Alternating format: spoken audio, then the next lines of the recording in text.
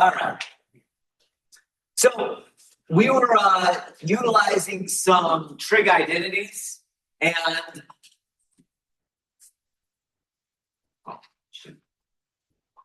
let me actually go back.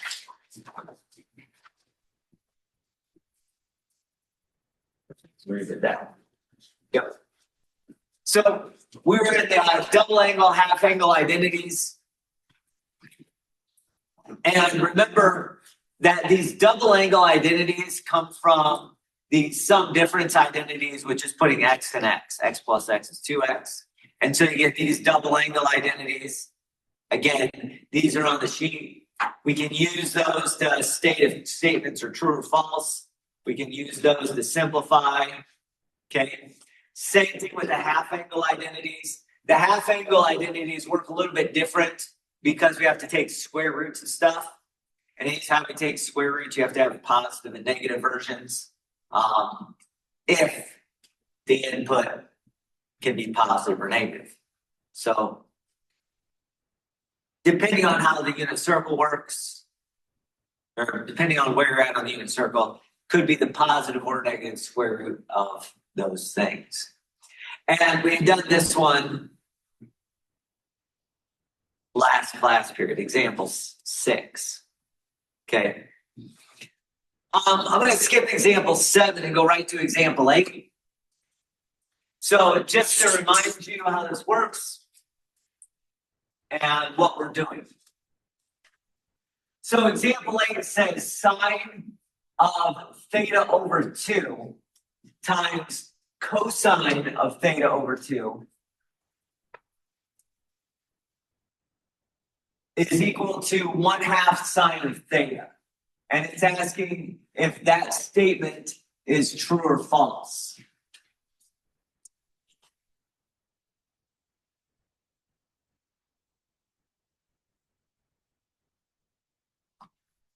So what we end up doing is we apply the half angle identities. Anytime you apply these, feel free to apply them as just the positive square root, and then you can worry about positive, negative later if the need arises. So I look to my trig identity sheet. On the back are my half angle identities. Sine is plus or minus the square root of 1 minus cosine. In this case, it'd be theta over 2. Cosine is square root 1 plus cosine of theta over 2.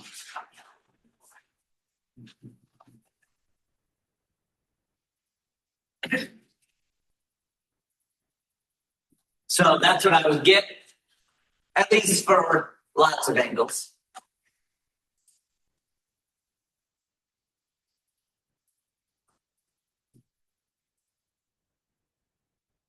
We know how square roots work. By the way, 1 minus cosine theta is always going to be positive because cosine of theta is always between -1 and 1.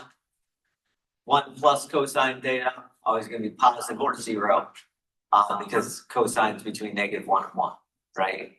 So I can use the rule that says if I have a square root of something times the square root of something, that's the square root of the product. So take 1 minus cosine theta divided by 2 and multiply it times 1 plus cosine theta divided by 2.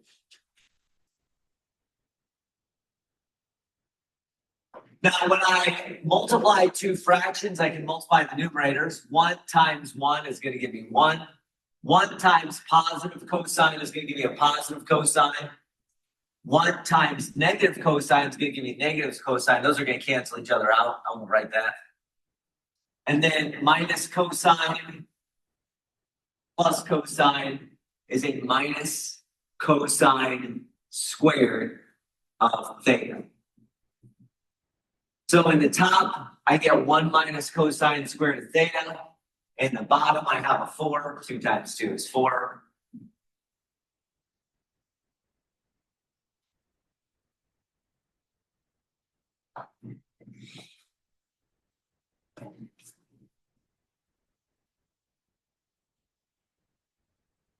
Well, 1 minus cosine squared, based on the Pythagorean identity, is the same thing as sine squared. Right? If cosine squared plus sine squared is equal to 1,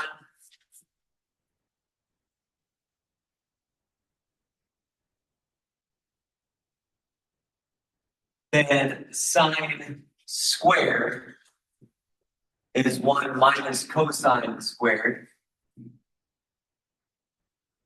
And therefore, I can replace this 1 minus cosine squared on the top with just a sine squared of theta.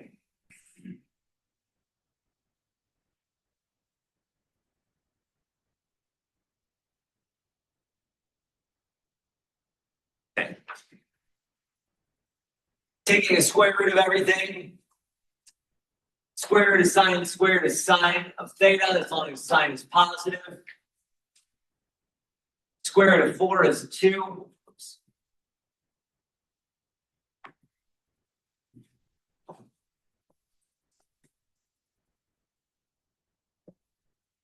So that means that original identity is true. At least for angles that work, where we're taking angle divided by 2 and we're getting positive values out for both sine and cosine. So as long as we have positive values getting out, we're good to go.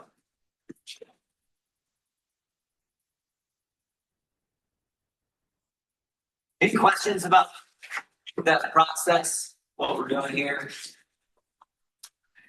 Generally speaking, if you assume that things are in the first quadrant, then all of these square roots can be positive because cosine and sine are going to be positive in the first quadrant. Okay. If you were in the second quadrant with your angles, again, it kind of depends on whether we're talking about theta or theta over 2. If theta over 2 is in the second quadrant, then cosine's negative, sine's positive, et cetera, et cetera.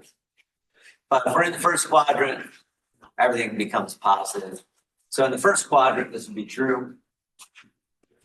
There might be other quadrants that positive, negative would affect it.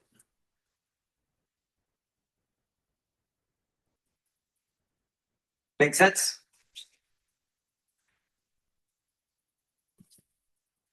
Now, we can also utilize half angle identities, just like we did in our last section, to find values of unknown angles. Like I know the exact value for sine of pi over 6 and pi over 4 and pi over 3 and pi over 2 and all the other, versions of that. So we know the exact values for those.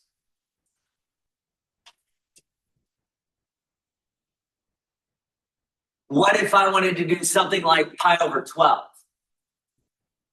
Now, we actually did this with some difference formulas, if you recall. Okay. If we wanted to do this,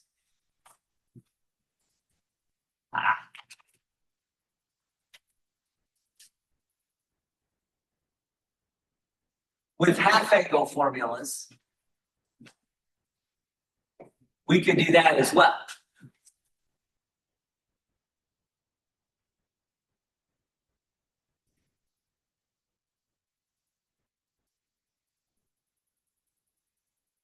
We'll just do one example of this. We'll just do this pi over 12. Pi over 12 is half of pi over 6, right? So pi over 12 is 1/2 of pi over 6. That's pretty straightforward. So if I think of it as cosine of pi over 6 divided by 2, then I can use my half angle identity, which says take plus or minus the square root. Turns out that since pi over 12 is in the first quadrant, it'll be positive. That makes sense. 1 plus the cosine of pi over 6 divided by 2.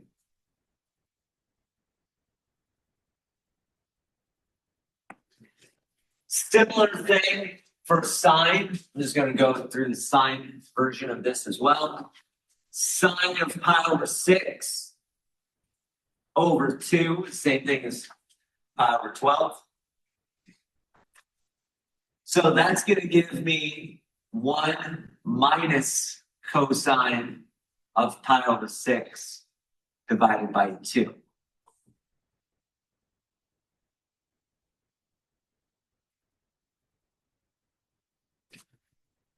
Cosine of pi over 6 is root 3 over 2.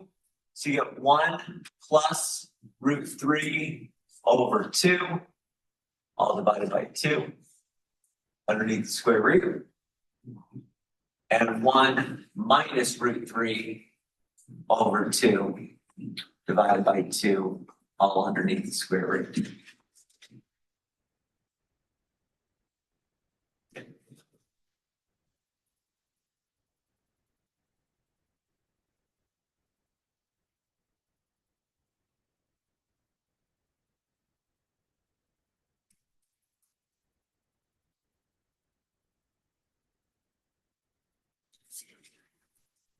As a decimal version, this is about 0.97. And this one is about 0.26.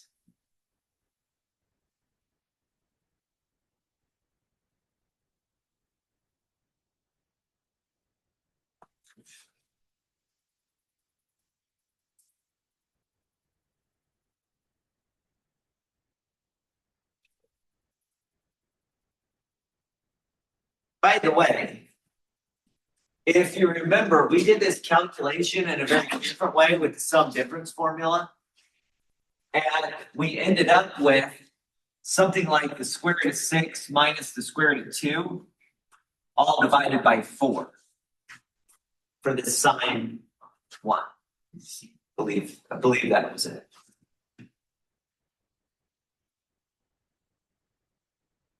that right? And then the cosine one, I believe, was root 6 plus root 2 over 4. When we did the sum difference formula. Okay. You can look back in your notes if you wanted to check that out. But it turns out those are the same numbers. You did the math and rewrote this one in a few different ways, you would actually get root 6 minus root 2 over 4. It takes some manipulation to get there, so I'm not going to spend time doing that. But one easy way to do it is to calculate this and calculate this on your calculator and see that they give you the same decimal. And sure enough, they do.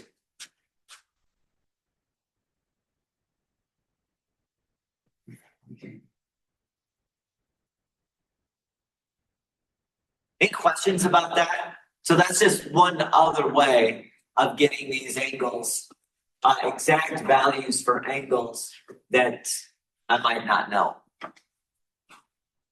And you can always check those out and test those by plugging in to your calculator cosine of pi over 12, so you can get the same thing. Plugging in sine of pi over 12, so you can get the same thing. Okay. Does that make sense? Good. I'll just do one example of those. Those aren't that crazy important. Now, the last set of trig identities that we're going to go over are the product to sum identities and the sum to product identities. Again, these are on that handout as well. So, as always, these two also come from the sum difference identities if we manipulate them. Okay? The sum difference identities were the key ones. Then we manipulated it. And it turns out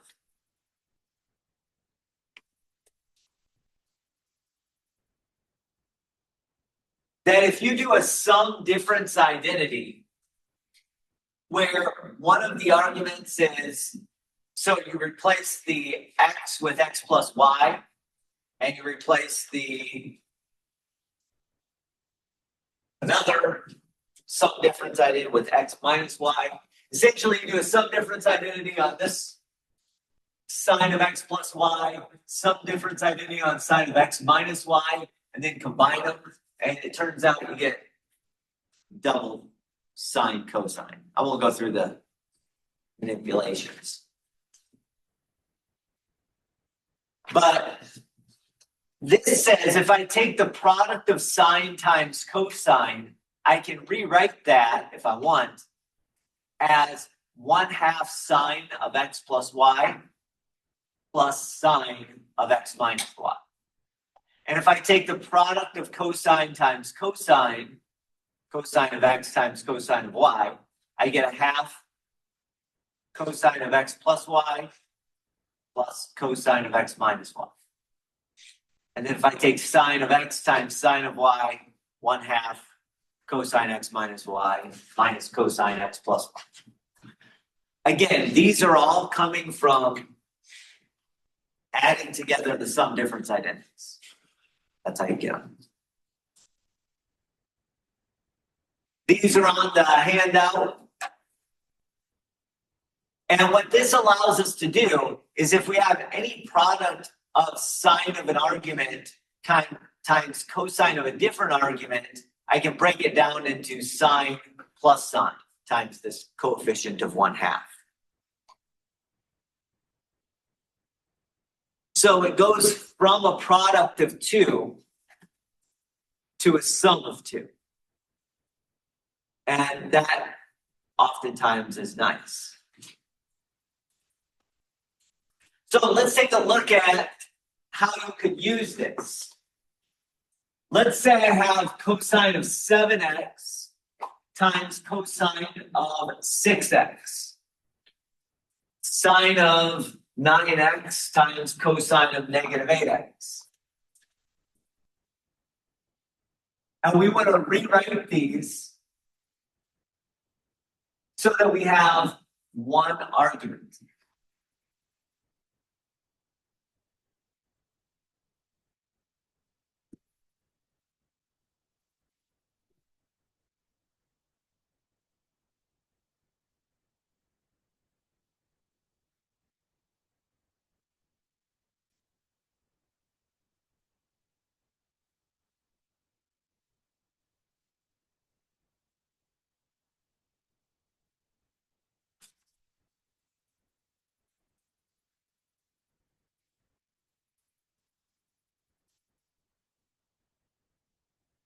So we look at this first one, and it's cosine times cosine. So we're going to use that second product to sum identity. It's going to be 1/2 of cosine. And then it says we add up the two angles. Well, if I add these two things up, 6x plus 7x gives me 13x. So I'll end up with 13x in the argument of that first cosine.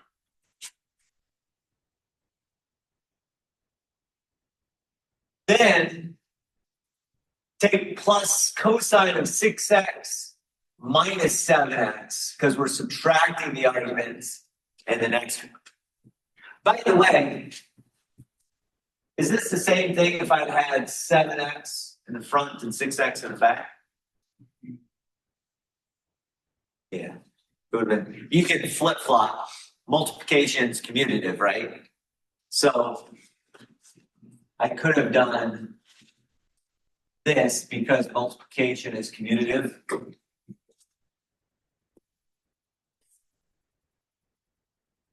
I would have got the exact same thing on the right, except for this would have been flip-flop. We'll see in the next line why that doesn't matter. This first cosine is a cosine of 13x. That second cosine, as I've written it right now, is a cosine of negative 1x, or just negative x. If I would have used the commutative property of multiplication, I would have gotten cosine of positive x. Why is that the same? Cosine's even, right? Cosine is an even function. So whether you got a cosine of negative x or a cosine of positive x in there, it's the same output since cosine is even. So the even property, or the even nature of cosine makes this equivalent. I'll write that down.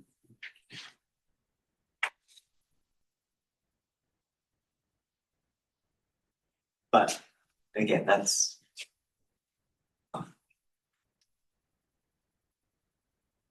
so that shows you what's going on there. Why don't you try this one on your own? Sine of 9x, cosine of negative 8x.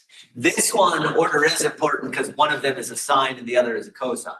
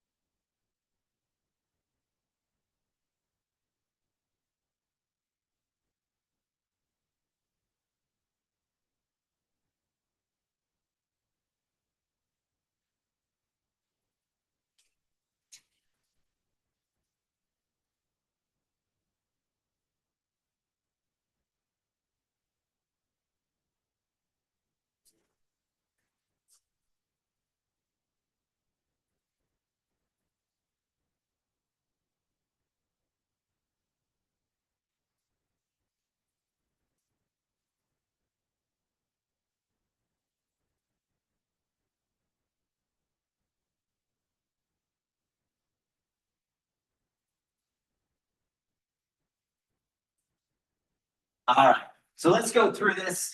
We have sine times cosine. That's the third product sum identity on my sheet. So it's going to be 1/2 sine, and then I'm going to add those two arguments together. 9x plus negative 8x plus sine, and then subtract the arguments. 9x, it's going to be a minus a negative 8x, which is going to be adding 8x. Okay. By the way, it is important which one you're subtracting and which one you're adding there. The fact that you do x minus y, the argument of sine has to go first over here, minus the argument in cosine. So we end up with sine of x plus sine of 17x.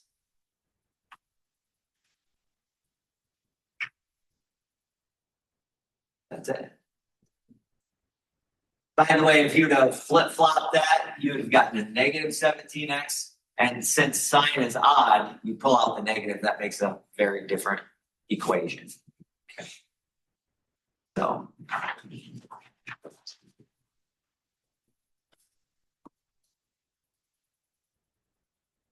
that one people usually, these types, people usually don't have a lot of problems with. Just adding the arguments, subtracting the arguments.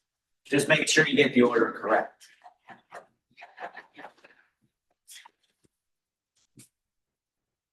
Now we can also go the other way as well. If we just flip-flop what we're doing, I can also go from sums to products. Again, this comes straight out of the sum difference rule as well. Okay.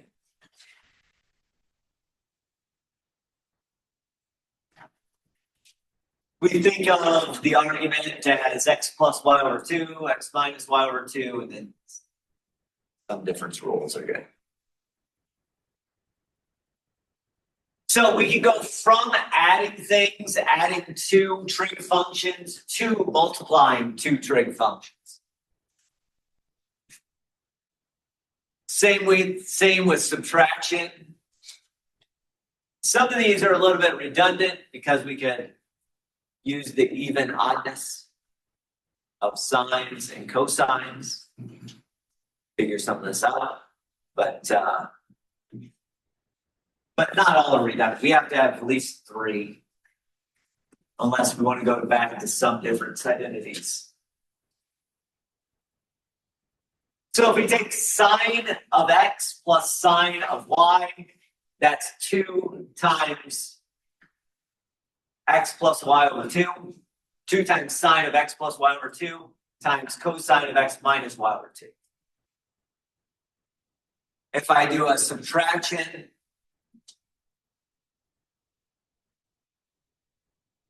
sine of x minus sine of y, we get 2 times cosine x plus y over 2 times sine of x minus y over 2.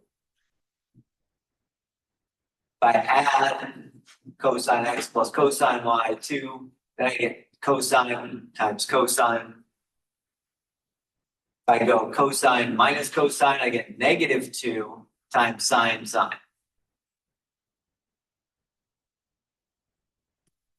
All right. Again, these are on your trig identity sheet that we handed out. And so we can go the reverse way as well. If I wanted to take sine of 9x minus sine of 8x and rewrite it as a product of trig functions, I could do that. I can do a similar thing with cosine of 10x plus cosine of negative 3x.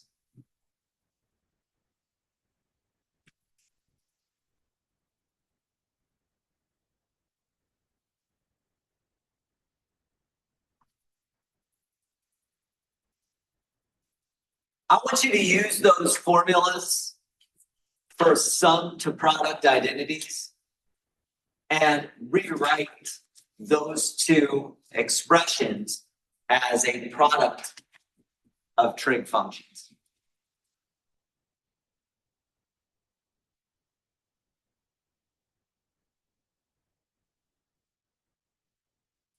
Try that on your own.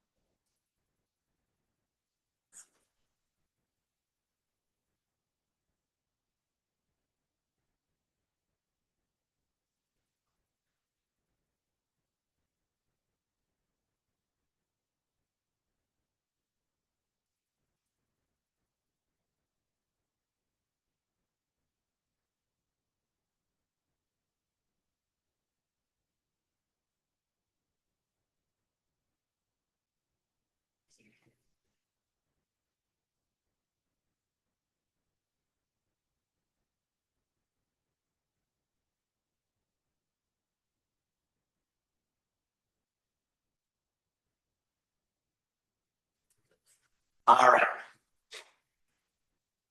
Goes pretty quick once you've done these. By the way, this first one you can do in a couple of different ways. I gave you 4 sum to product identities. All right. The sign minus sign is actually a little bit redundant because of the odd nature of sign. You can just distribute the negative on the inside of the argument.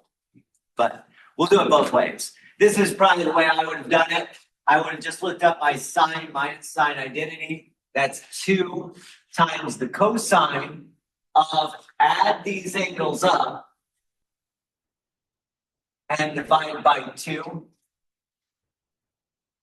And then sine, subtract these angles and divide by 2.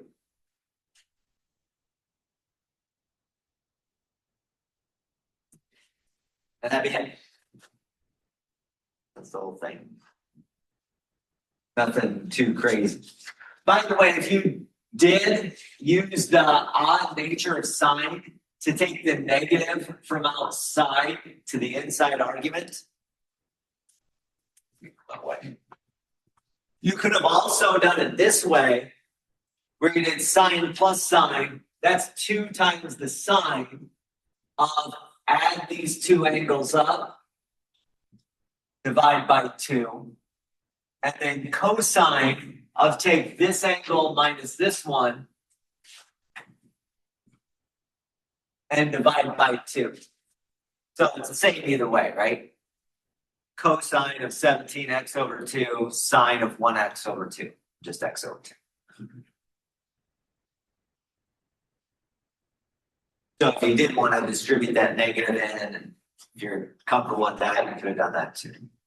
So same exact thing, you get either way. Now this one with the cosines, you can't do that because of the even nature of cosine. You can only distribute the negative because of the odd nature of sine.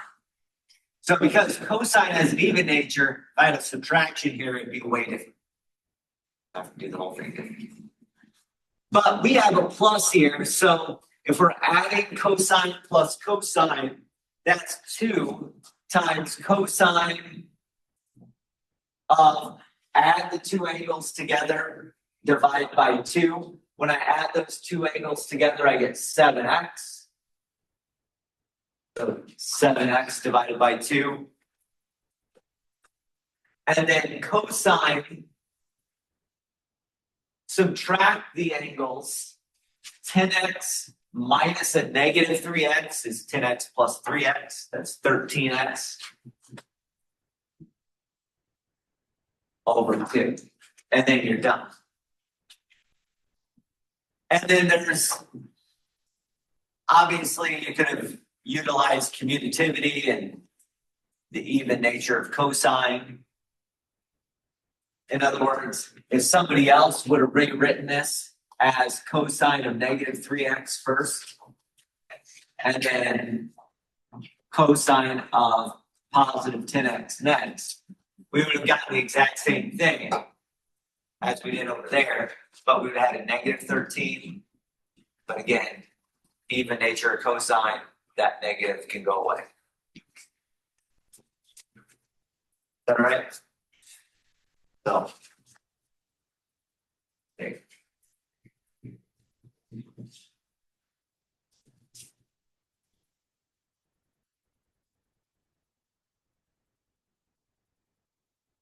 Okay. Cool. I don't know that.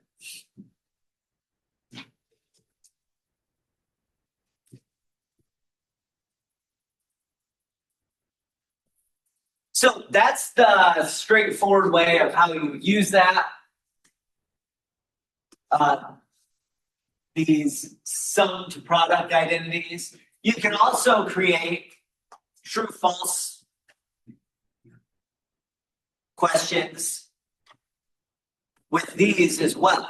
So let's take a look at the statement sine of x plus sine of y divided by cosine of x minus cosine of y, and ask if that is the same thing as cotangent of x minus y over 2.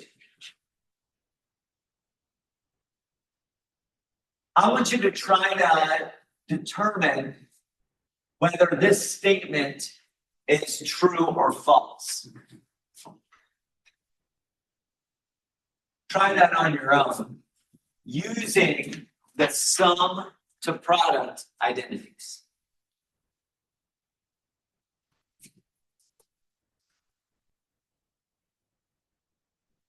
False.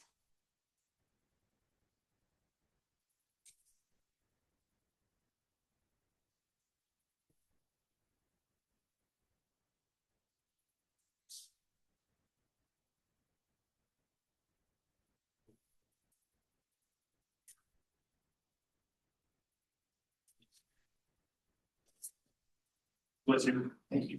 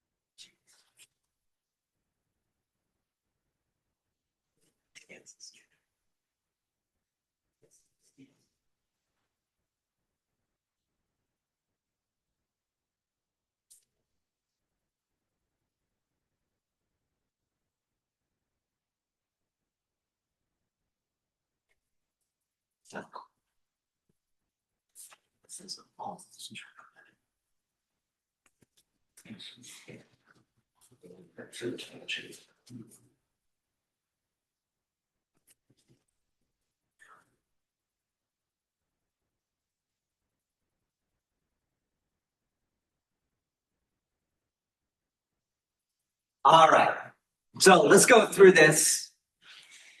This is a interesting one. So we go sine of x plus sine of y. This is nice because x and y are the arguments that are on my trig identity sheet. I don't always get that. But on the top, we go 2 times sine of x plus y over 2 multiplied times cosine of x minus y over 2. That's the numerator of that fraction. The denominator is cosine minus cosine, so that becomes a negative 2 times sine of x plus y over 2 times sine of x minus y over 2. So these two statements are equivalent.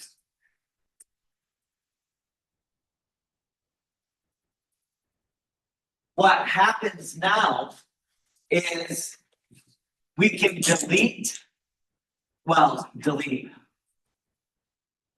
Those two are the same values. So sine of x plus y over 2 on top will cancel out with the sine of x plus y over 2 on the bottom.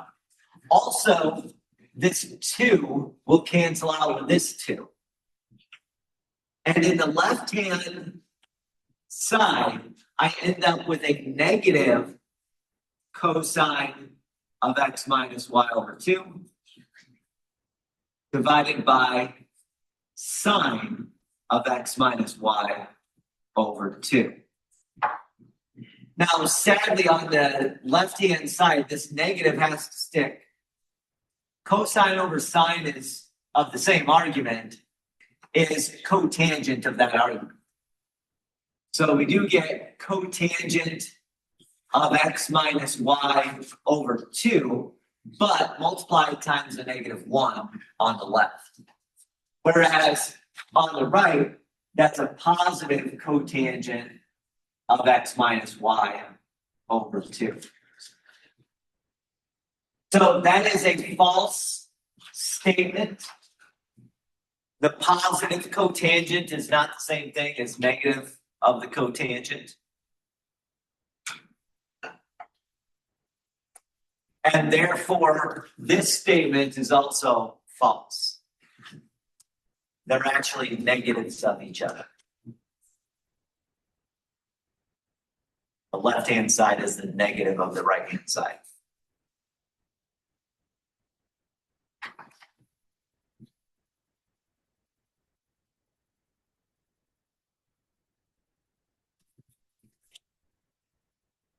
We okay with that?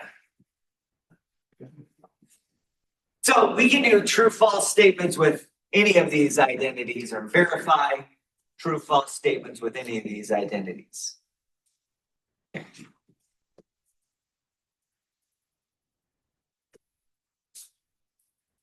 You can also do things like this. This is example number 7.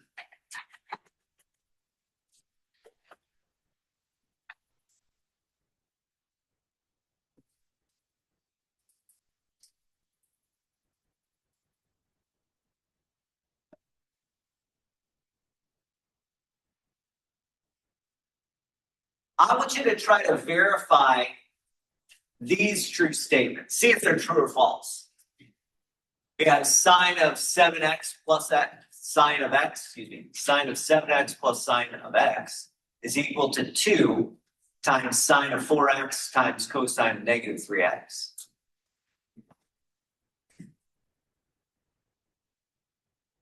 And then 1/2 cosine of 9x minus cosine of 5x equaling sine of 7x times sine of 2x.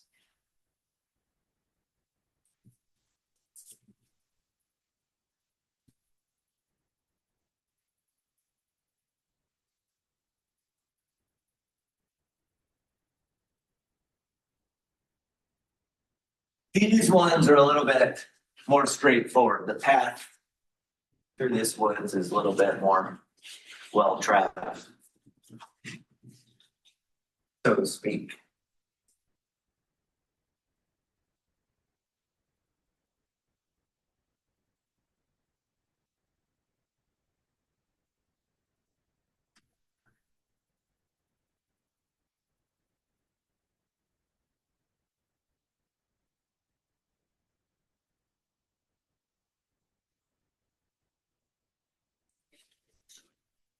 Let's go over here and see.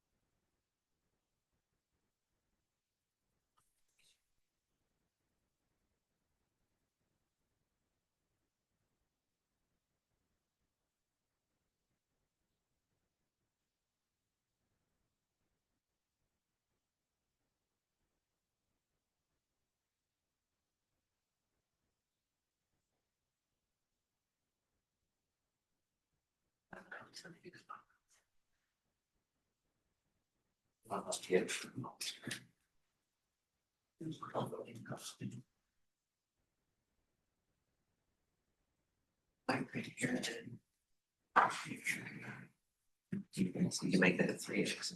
Yeah. That's I haven't gone through it myself. Last semester, so I forget if it was true or false, but yeah, but you can definitely do that step.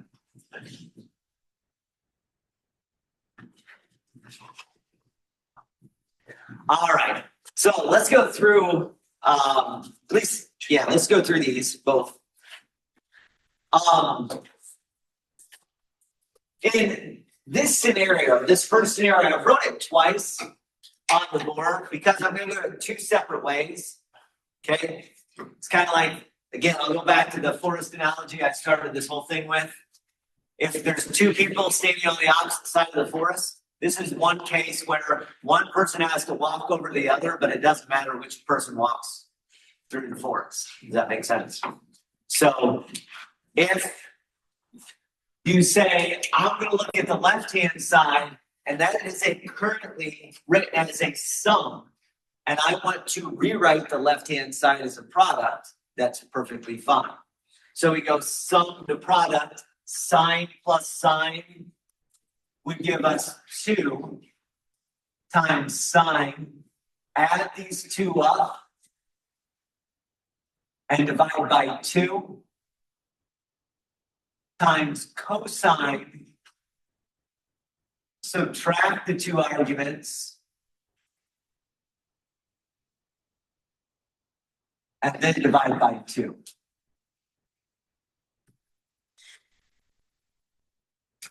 X divided by 2 is 4x. 6x divided by 2 is 3x.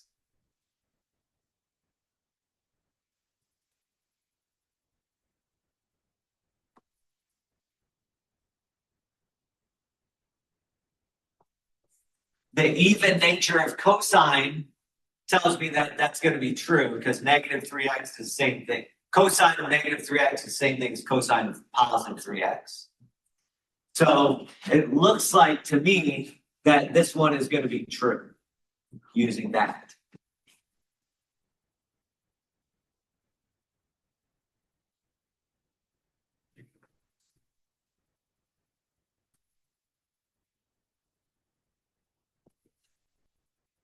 Now, in this case, primarily I was manipulating the left-hand side.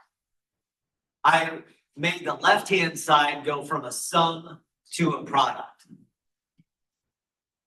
Another person might leave the left-hand side alone and manipulate the right-hand side.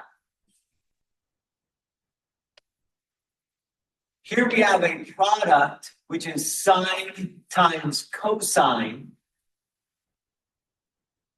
I'm going to have a lot of parentheses here, but it's all right. Sine times cosine is 1/2 brackets sine of add the arguments together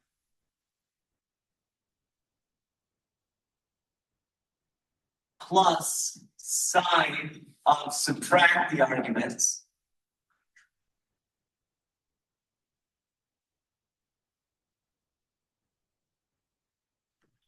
and then you'll notice that when you take the 2 times 1/2, you just end up with 1. And so the only thing you're going to be left with on the right-hand side is sine of x plus sine of 7x.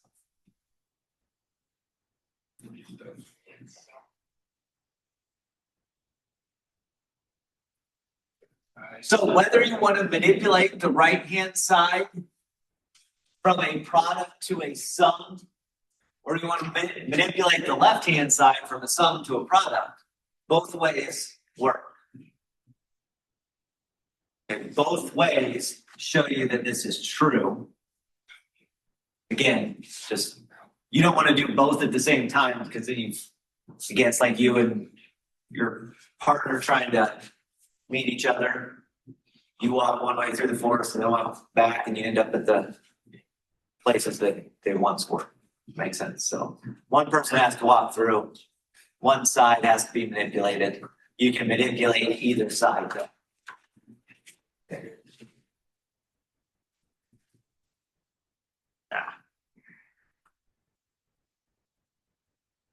And that goes for this one as well. You can manipulate either side.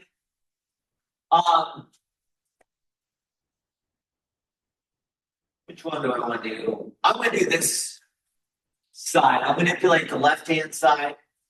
Cosine minus cosine is going to give me 2. I'm sorry. -2 times the sine of add the two arguments up and divide by 2. This is my cosine minus cosine sum to product identity. And then sine of subtract the two arguments and divide by 2.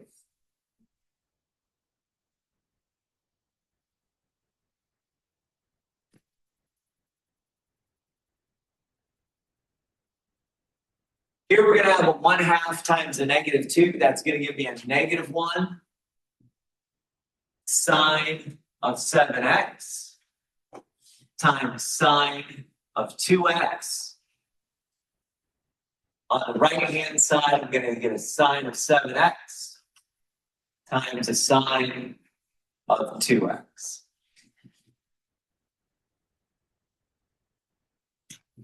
That is going to be false because one side is the negative of the other. So in general, that's going to be false.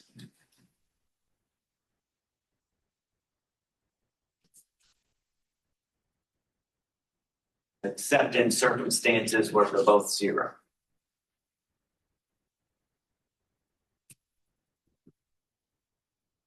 Is that right? By the way, somebody else could have manipulated the right-hand side as well to go from a product to a sum, and you would have ended up with very, very similar thing. You'd end up with one is the negative of the other.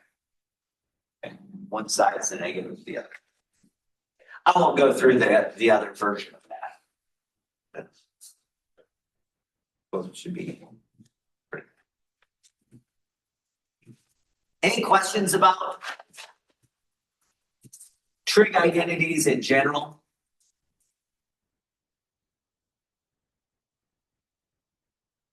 Well, that's the end of section 7.4. The product, the sum, and sum to product identities. That's all we're covering in 7.4. In 7.5, we deal with trig equations.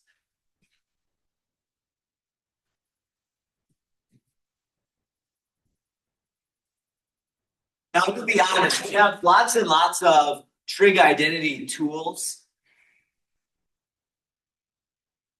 We went deep into the trig identity tools. That's what our book does. That's what everybody does.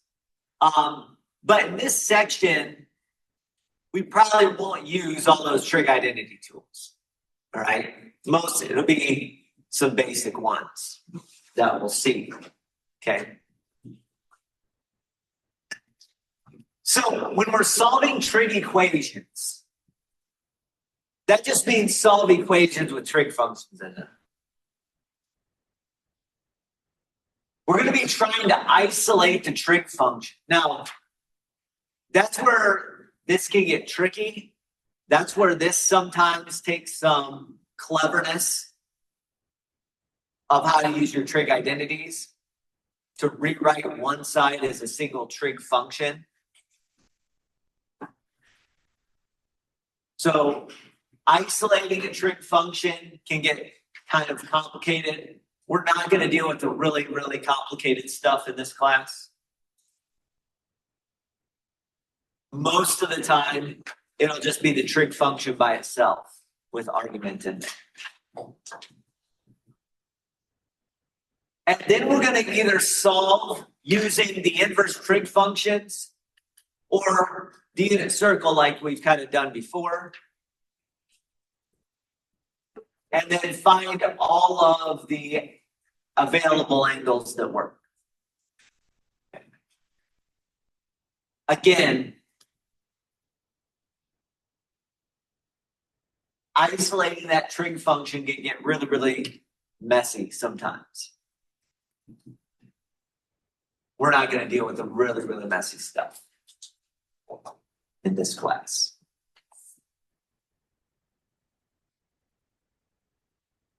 Now, we've already solved some trig functions before. We've said, well, when is cosine equal to 0? Or when is sine equal to 0? So we've done stuff like this, where we've said, well, we want to solve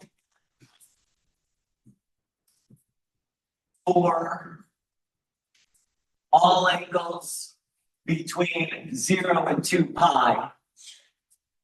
And I know that the cosine of 3x is equal to 0.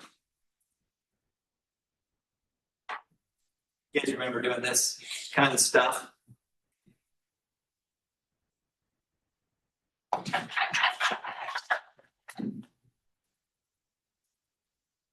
And what we utilized was the fact that the cosine function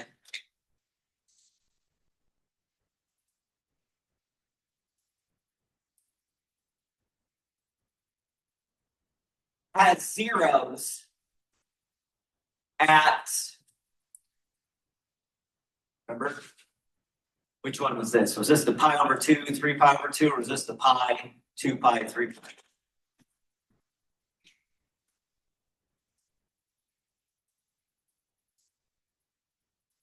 When in doubt, plug one of those into your calculator, right? So when in doubt, when the angle is pi over 2, or 3 pi over 2, or 5 pi over 2, or 7 pi over 2, and cosine is 0, right? So 3x could have been negative pi over 2, pi over 2, 3 pi over 2, 5 pi over 2, always odd number times pi over 2.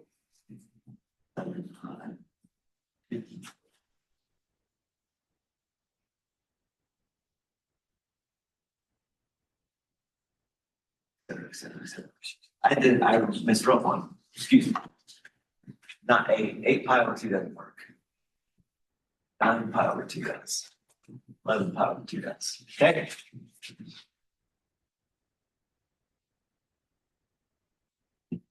So that's the collection.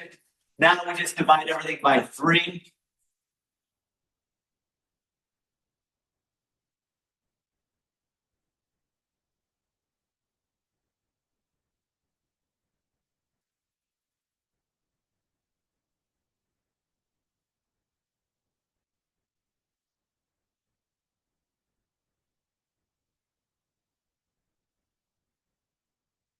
If I divide by 3, you get 3 pi over 2.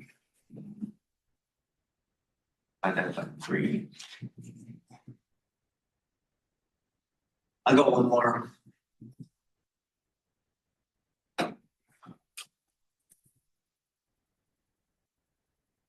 Okay, what I did there with the pi over 2. 3 pi over 6 is the same thing as pi over 2. And then 9 pi over 6 is the same thing as 3 pi over 2.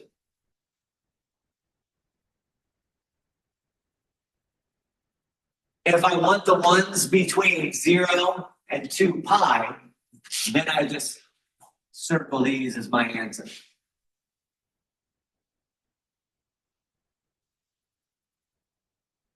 All right. I leave out anything that's negative and anything that's above 2 pi. And 13 over 6 is more than 2, so 13 pi over 6 is more than 2 pi.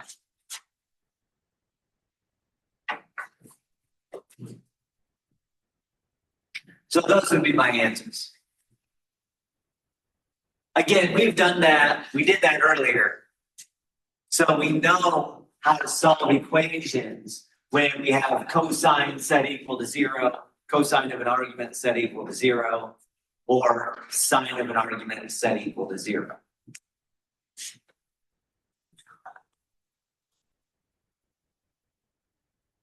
Or tangent of an argument set equal to 0. Remember, tangent has the same zeros that sine does, because sine's in the numerator of tangent. So we can just do the exact same thing we did here as well. I won't go through that. I won't go through the tangent example. That should be fairly straightforward. Hopefully.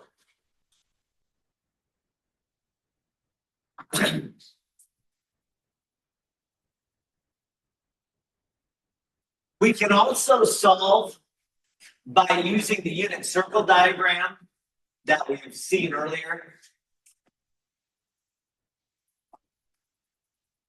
Or just the fact that we know that cosine of pi over 6 is going to give me root 3 over 2, sine is going to give me 1/2, and those types of things.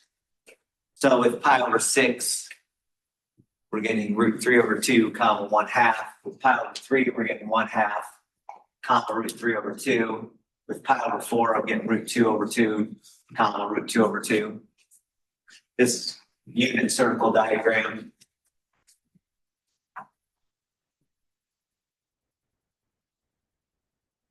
So if I said, well, let's solve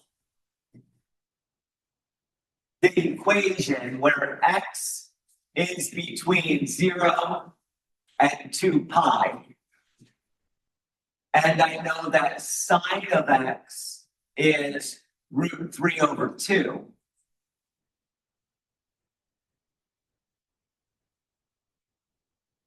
Oh, I'm sorry, negative root 3 over 2. I didn't see that negative sign earlier. Negative root 3 over 2.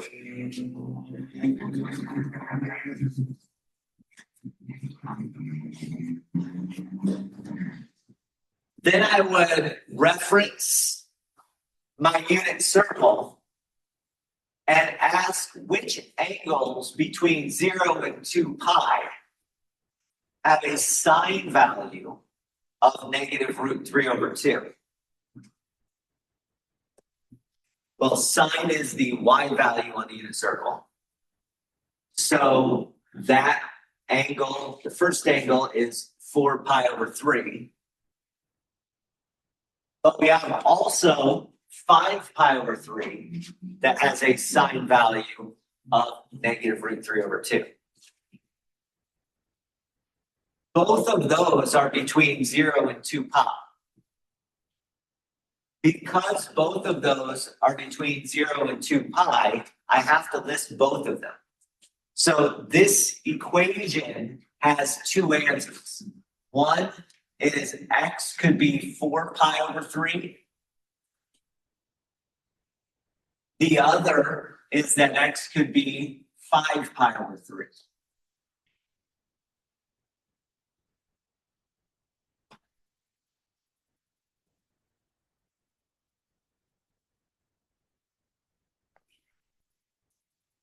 By the way, you can also get coterminal angles by adding 2 pi all the time to that, to each of those, or subtracting 2 pi over and over and over to each of those. So you can get coterminal angles, but we're asked to solve for x values between 0 and 2 pi. So these are the only two between 0 and 2 pi. If I add 2 pi to either of those, I get above 2 pi. If I subtract 2 pi from either of those, I get below 0. So these are the only two angles between 0 and 2 pi. And most of the time in this section, you'll have to solve for some x value between. So we have a limited number of outcomes. If I didn't have that, there'd be an infinite number of outcomes. I can add 2 pi times k for any k. Add 2 pi k for any k over here. Any integer k, I should say.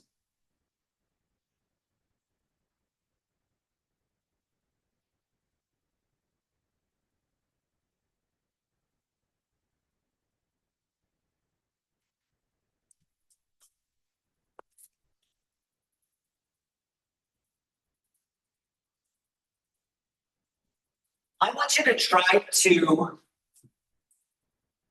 solve this one. Again, theta, my angle, I'm going to restrict to be between 0 and 2 pi. I want you to solve 4 times cosine of theta minus 1 is equal to 1.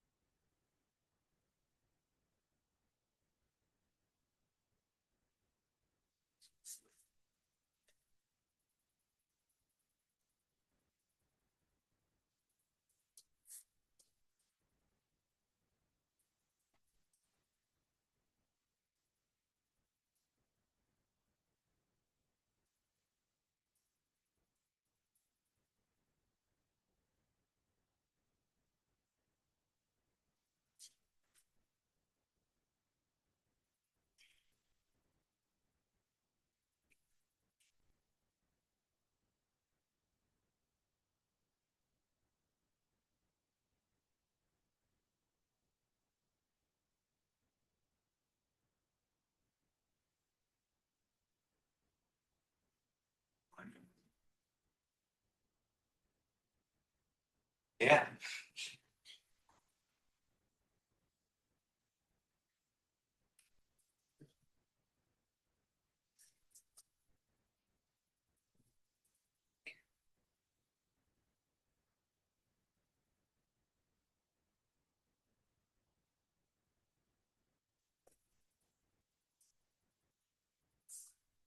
They need a reference. There's that.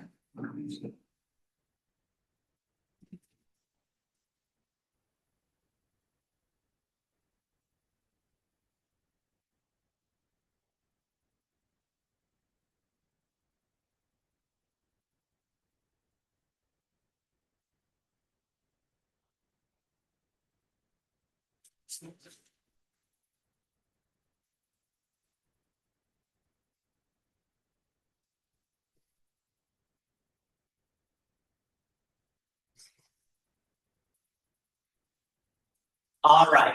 So the first thing we're going to have to do is isolate that cosine piece. Let me do that first. I'll probably do it in a different way. So we'd add 1 to both sides. I'll write that step. 4 cosine theta equals 2. And then I divide both sides by 4, getting cosine theta. 2 over 4 is 1/2. So we're looking to where cosine is 1/2. Okay. On the unit circle, cosine is 1/2 in 2 different places. One is a point up here at angle pi over 3, and the other is a point down here. Now we can call that angle negative pi over 3, but we wanted our angles to be between 0 and 2 pi. So a better way to call that angle would be 5 pi over 3. Does that make sense?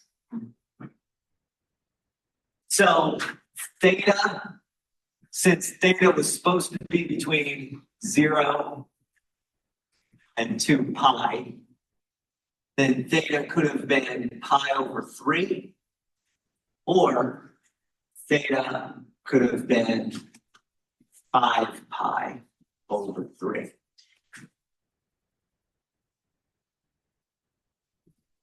Because for both of those points.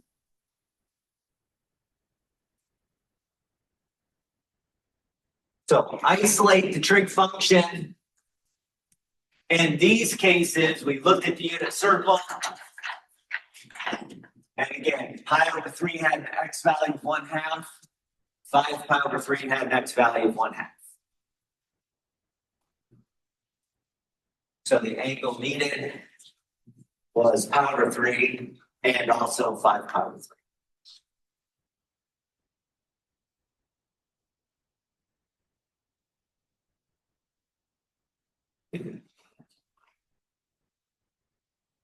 Let me just do one with tangent.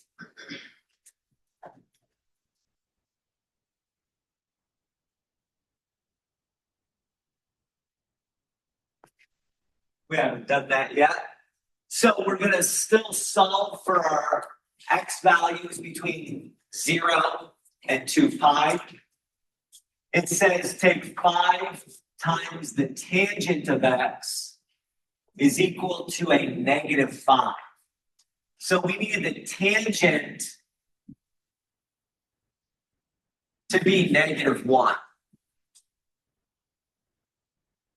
Be okay with that? Divide both sides by 5. We need the tangent to be negative 1.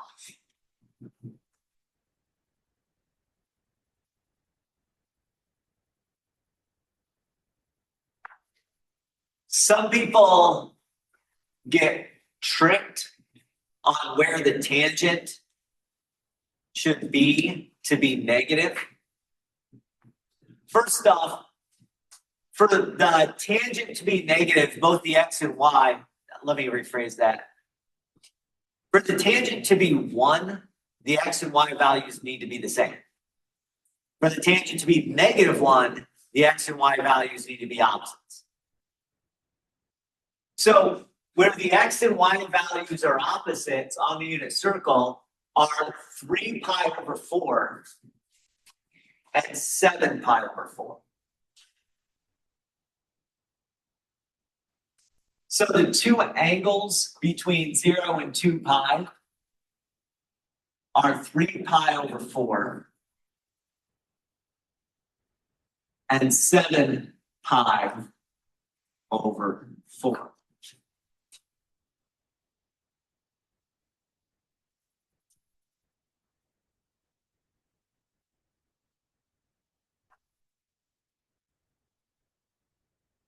And there we go. That's all. Now, before we move on, I wanted to note something about where these are located on the unit circle, because this is going to be important when we start doing the trig inverse functions and that kind of stuff. So when I solved for tangent, my two angles, one was in quadrant 2, the other was in quadrant 4. If tangent were negative, based on that. If tangent were positive, then it'd be in 1 and 3, because these would be the same signs. That makes sense? So we're getting two values from quadrants that are diagonal to each other when we're dealing with tangent. When we dealt with the cosine, we also ended up with two angles, but let me roll back a little bit. Not that it's important. But they were either on the same right-hand side, or if we had our answer over here, they'd be both on the left-hand side. Okay. And when we dealt with the one where the sine of some angle was a number,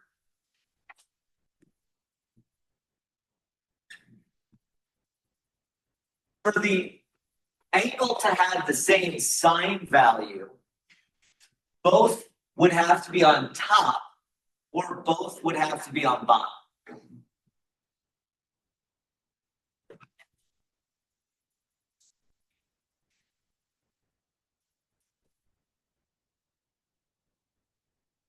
Okay, see that? They have the same sine value. Sine is the y value on the unit circle. So if we had a sine value that was positive, then my two angles would be on top. If the sine value were negative, the two angles would be on bottom. The two corresponding points.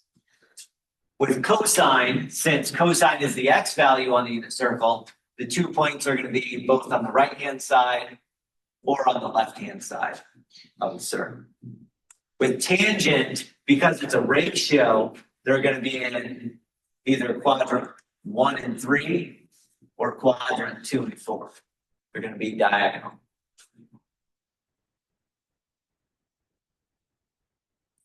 That's important when I don't have the unit circle to reference. That's what I'm getting at. So like in the next equations, we're going to do a very similar thing, but we're not going to have cosine of theta as a half. We're going to have cosine of theta as 0.38 or something. And we'll have to know where to find the other angle between 0 and 2 pi.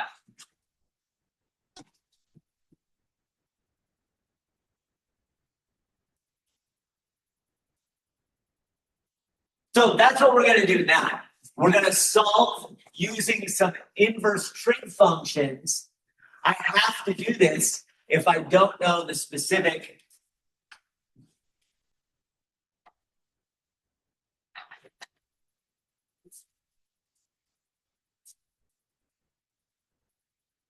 values, or if these values don't match up to a point that we already know on the unit circle. Okay. So if these values don't match up to a point on the end circle, then we have to adjust. Like this one, for instance, we have 3 times sine of theta plus 1.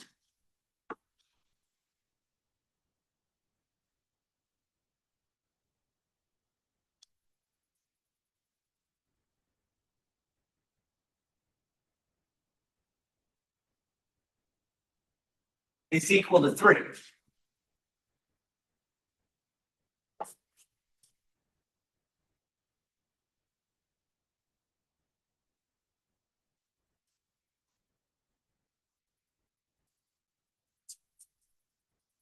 So I do the same thing I did over here. I'd subtract 1 and then divide by 3.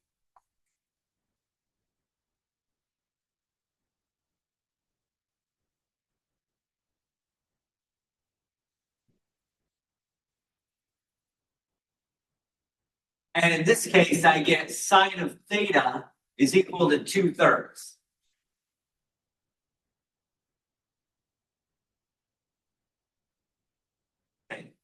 Now, 2/3 is not an XY value on any point on the circle that we have labeled in our diagram. But it is something that could be achieved. So we start by setting theta equal to the sine inverse of 2/3, or the arc sine of 2/3. That's something that's going to come out on my calculator.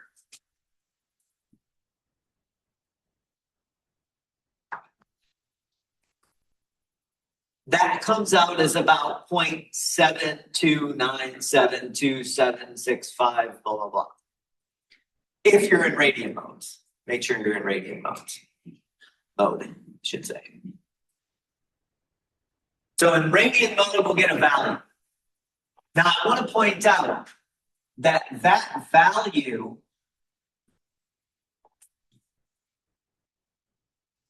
is limited to the first quadrant because of what we talked about earlier. Remember, the sine inverse is only going to give you outputs from negative pi over 2 to positive pi over 2. That was in our previous section. So it's giving me some value. I don't know exactly what it is, but going to give me some point in here.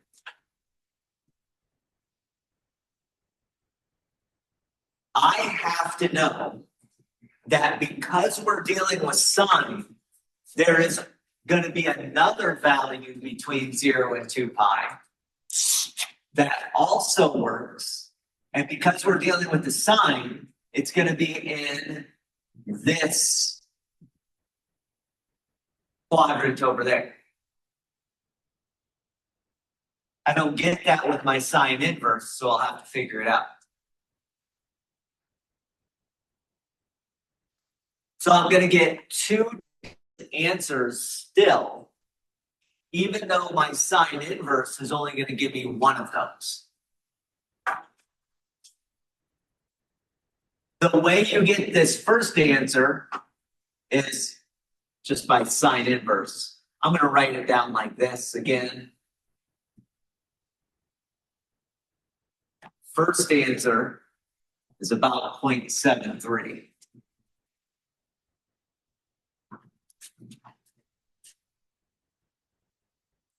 My second answer, I have to figure out based on this diagram.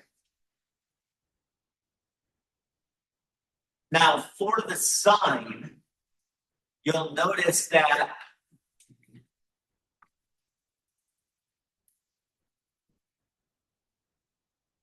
this angle that I'm highlighting is the same as this angle. So all I have to do is take pi minus the inverse sine of 2/3. And I'll get the second angle that has the same output.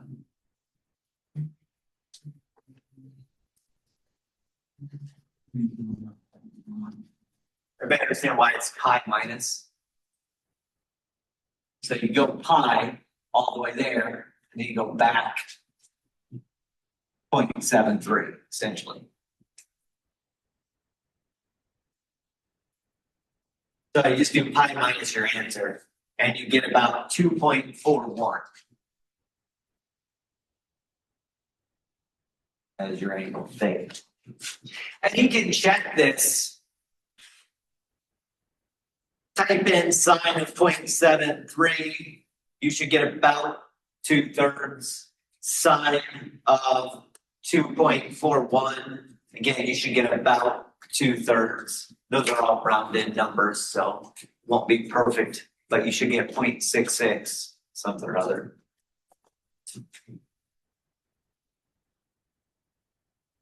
And if I put in the exact values, I get exactly 2/3.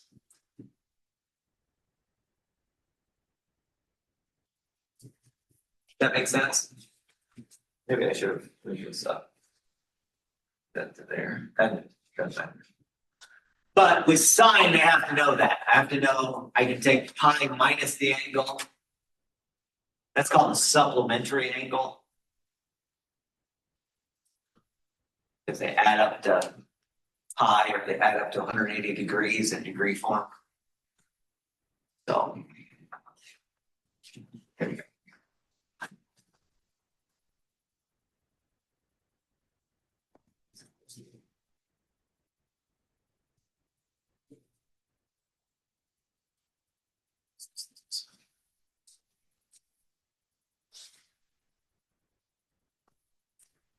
Let's do this one. 2 times sine of x plus 5 is equal to 13.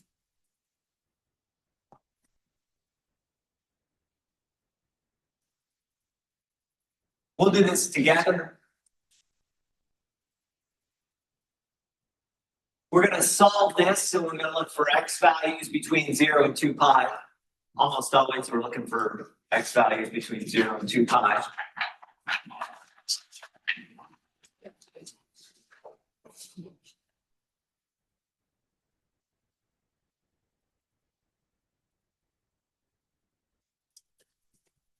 So for this one, we subtract 5 from both sides.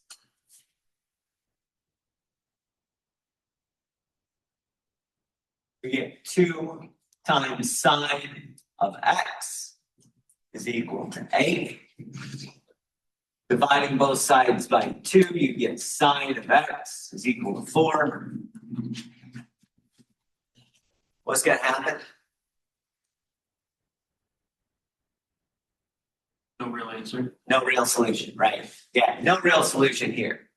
Is your outputs of sine have to be between -1 and 1. So we were perfectly okay with the 2/3. That was between -1 and 1. But with the 4, this is no solution. So if you actually, on your calculator, did inverse sine of 4, 4 is not in the domain of inverse sine, so it does not exist. Right? Does not exist, or no solutions.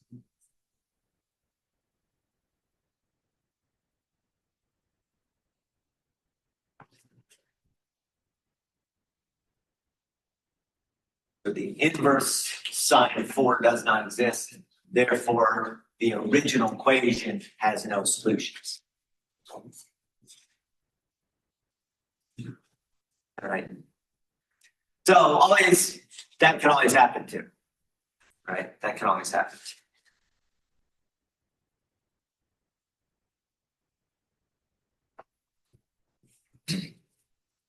All right, so we've done one with sine and gotten 2 solutions. We've seen the no solution version of a sine. Here's a cosine. Obviously, we'd have cosine of theta equals -4/5. We're trying to find theta. I want you to figure out the two angles which make this one work. -4/5 is between -1 and 1, so we'll have some solutions. So find the two solutions for this equation.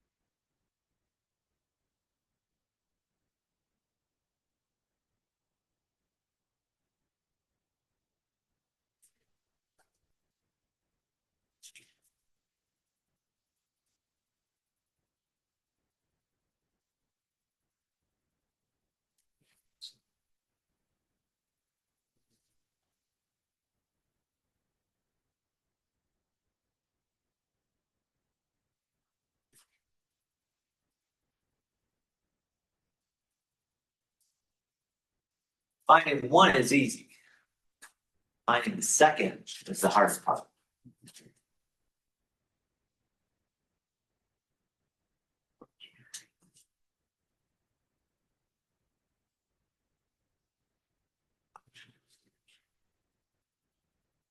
This one's right. I'll picture like this, but it won't be with this because science is slots. Yeah, exactly.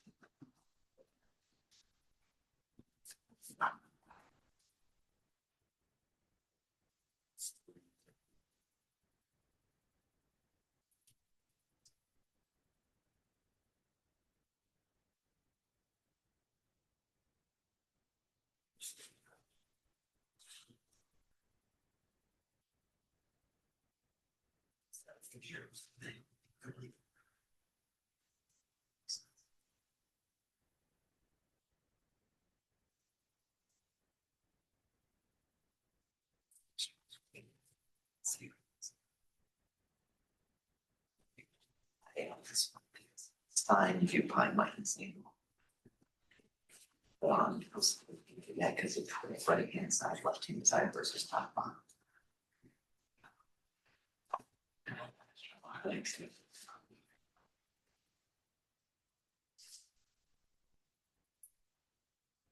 We'll go.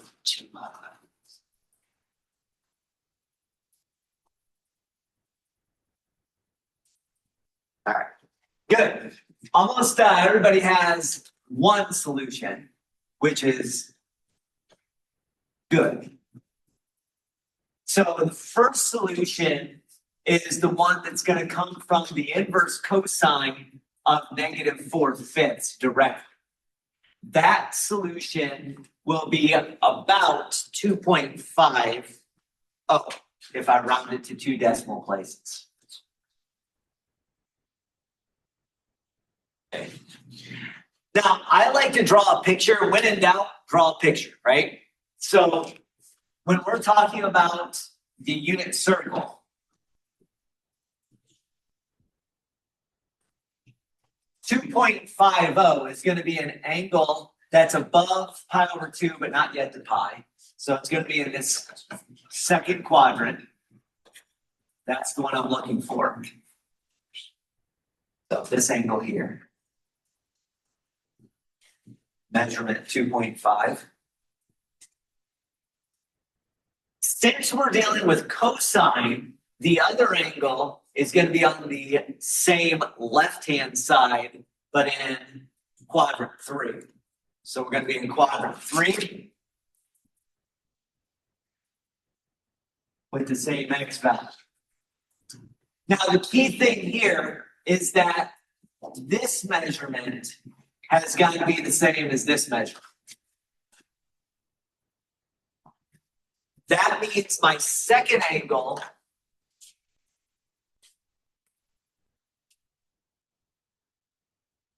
is going to be 2 pi, go all the way around, and then subtract 2.50. So it's going to be 2 pi minus, I'll just write this first, cosine inverse -4/5.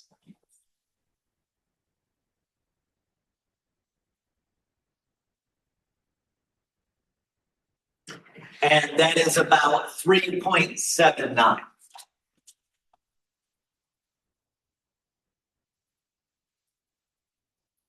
And when in doubt, always check your answer just by plugging in cosine of that number and seeing that you get -4/5 or -0.8.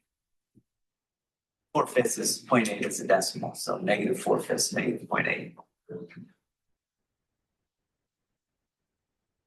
Does that make sense? So notice that in this case,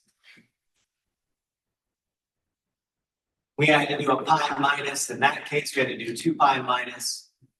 Again, this is because of the distinction between how sine pairs work versus how cosine pairs work. Cosine pairs always have to be on the same left or right side. Sine pairs always have to be on the same top or bottom side.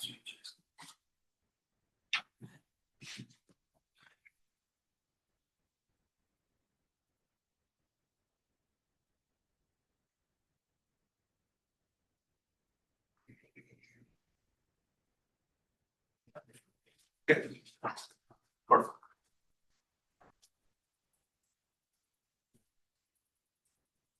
I'll just solve this one. Earlier, we had a sign that was a positive value. Sine of theta was a positive value. I want you to do sine of theta as a negative value and see what happens. How would you find the angles between 0 and 2 pi in that scenario?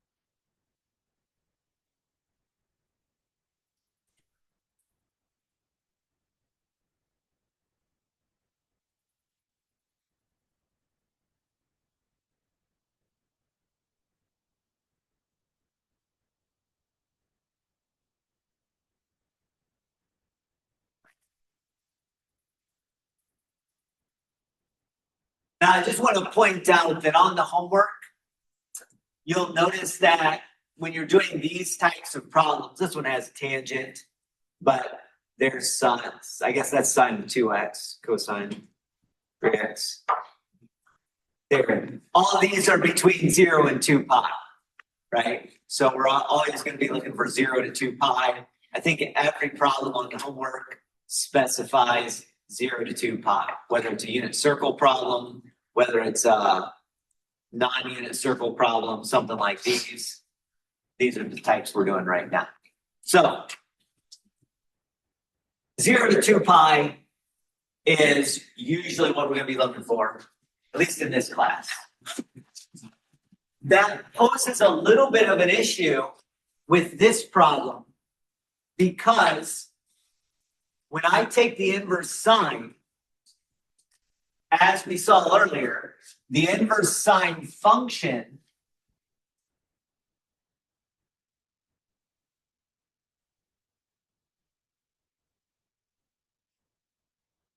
is defined between negative pi over 2 and positive pi over 2. The outputs go from there, right?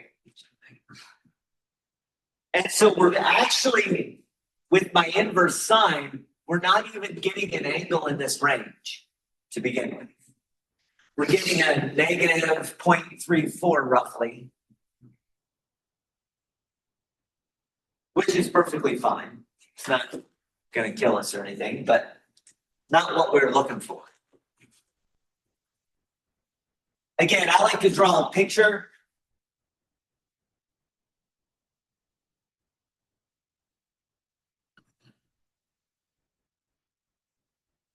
Negative 0.34 is somewhere there. Okay.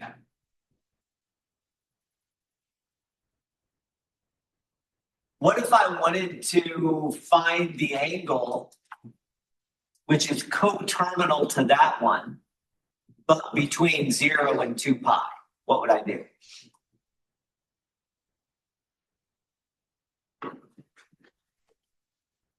Well, coterminal, add 2 pi, go all the way around once, and then you're back at the same spot. So if I wanted to add 2 pi to this, then that's one angle between 0 and 2 pi. That's this one.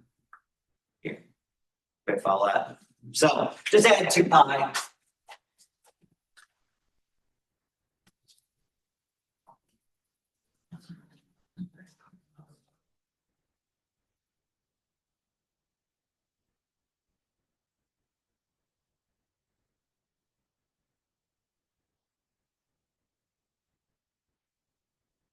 Whatever that gives me.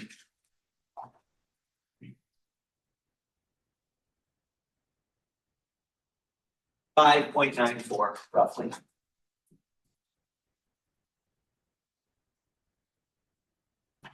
Now, what's the other angle? It's got to be in the third quadrant. Here. And if you look at the distance, since sines, these two angles have to be the same. This angle size and this angle.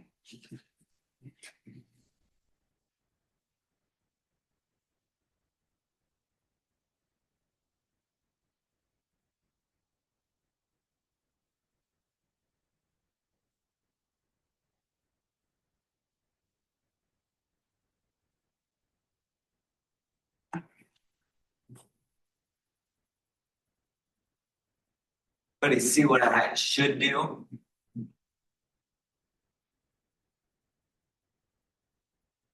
Not 2 pi minus 5.94, right? No, 2 pi minus 5.94. So that's less than pi. Yeah, 5.94. So if I did 2 pi, go all the way around.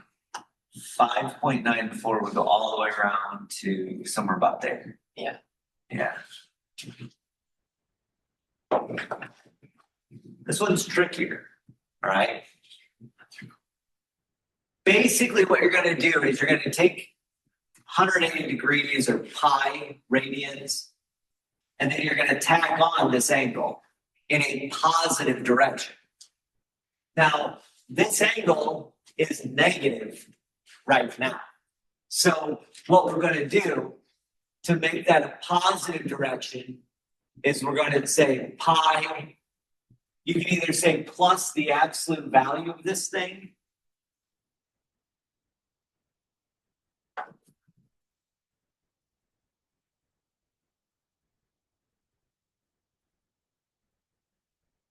Or you could say pi minus sine inverse of -1/3. And both of those are equivalent. So basically you're taking that 0.34 and you're adding pi to it. Taking a positive 0.34 and adding pi to it. Notice that the odd nature of the inverse sign, you can cancel these negatives out if you like and use a positive 1/3. That makes sense. So plus sine of positive 1/3.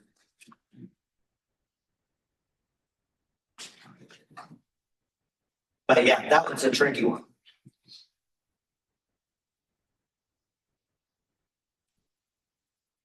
Sorry, I gotta do that. Pi minus.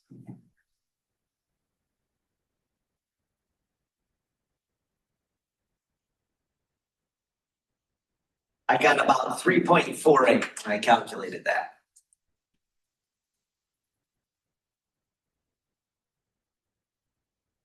As always, when in doubt, check your answer. See that if you take sine of that 3.48 number, that you get -1/3. Right? See that it works when you plug it into that equation.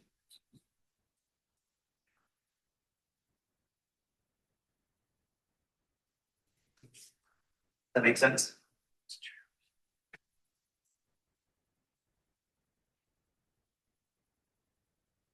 Yeah, just a trick.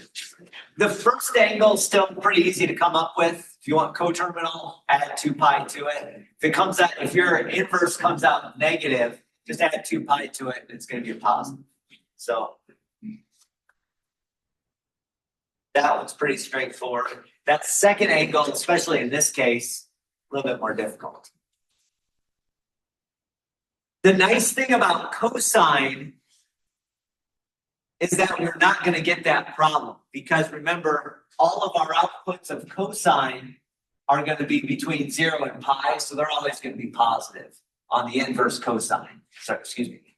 So the inverse cosine always has positive outputs. The inverse sine can have positive if it's in the first quadrant, or negative if it's in the fourth quadrant. So that negative fourth quadrant on sine can throw some things off. That's going to be the same way with tangent as well. Tangent is going to work the same way. It's going to give you outputs in quadrant 1, quadrant 4, and then we can figure them out from there. Oh, forgot.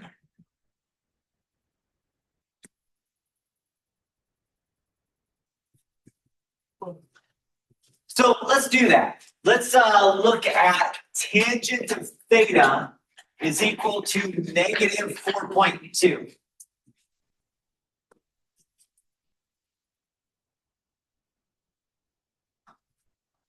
And we'll do the same process. I shouldn't say the same, a similar process for this. We'll do this together. Is it okay that tangent of theta has an output that's higher than 1 or lower than -1? Yeah, that's fine, right? Sine has to be restricted between -1 and 1. Cosine restricted between -1 and 1. But tangent goes off to infinity in both directions. So perfectly okay. Yeah, something like that. If you go theta equal to tangent inverse of -4.2.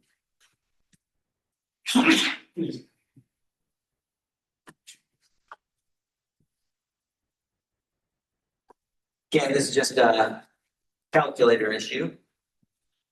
Plug that in. I get -1.34.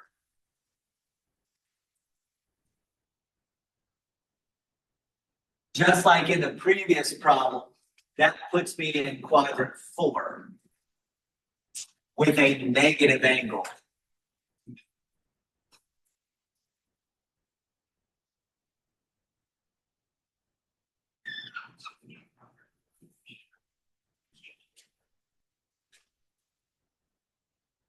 There.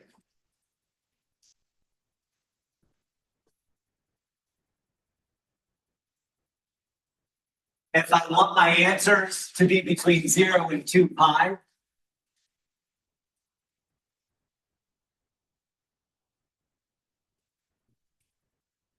the first one, the coterminal one, I'll just add 2 pi to the answer that I got.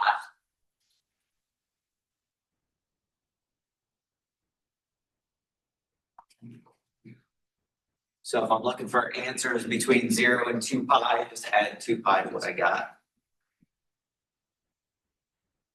That's about 4.95 as my theta.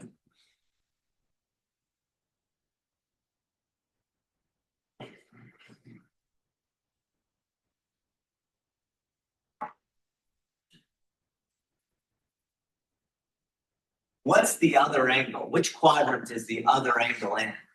2. Should be in quadrant 2. For tangent, it's going to be diagonal. Yeah. So that's why we're covering all these, right? Tangent's going to be diagonal. Not only is it going to be diagonal, but it's going to be diagonal in such a way that this forms a straight line. If I drew this correctly, it forms a straight line. With this. That's going to be important in just a moment. So how do I find this angle?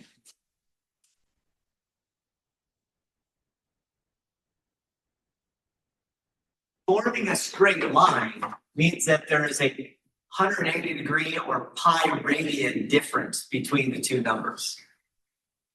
Okay. And there's 2 options here.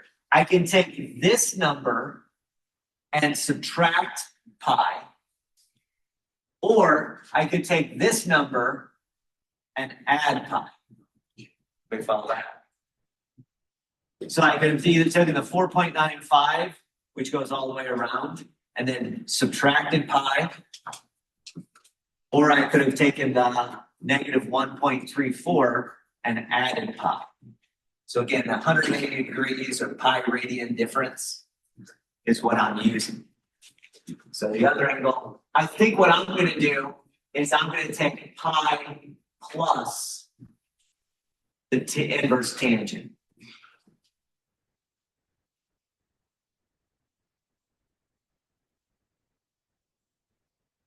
We okay with that? Just to make it easier.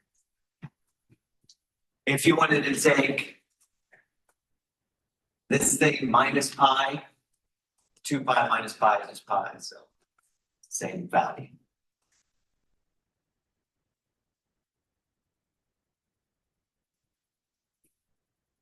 I got about 1.80.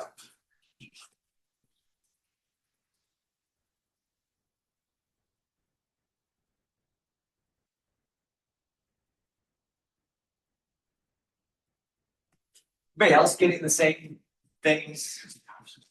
Everybody see where these are all coming from?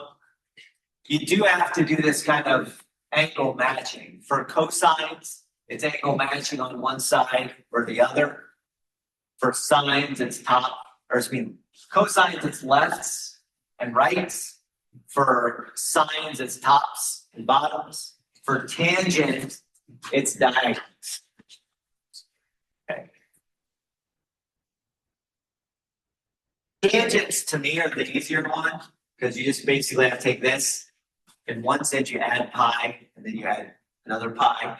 If this gave you a positive angle, we'd be in quadrant 1, and then you just add pi and get in quadrant 3.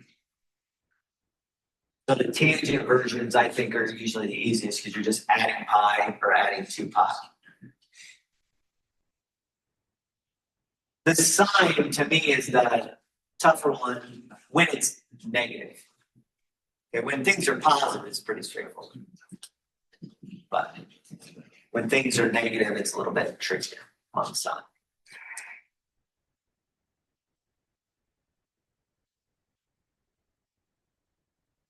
Any questions about solving these things?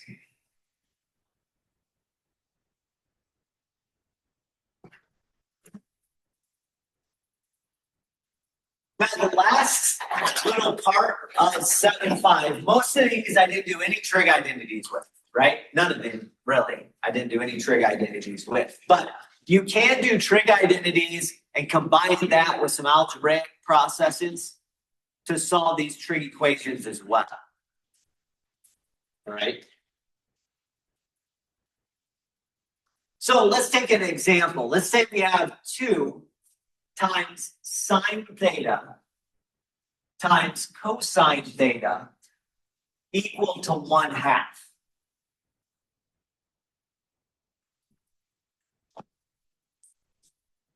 And we want to solve this for angles between 0 and 2 pi.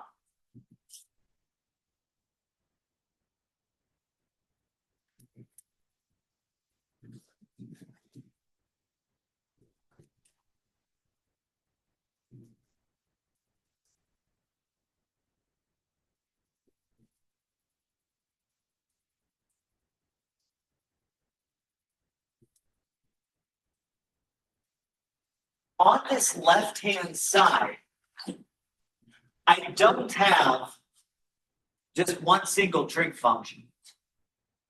I have 2 trig functions that are being multiplied times each other. I would like to turn that into one trig function. And so I'm going to look at different identities. Now you can use a number of identities.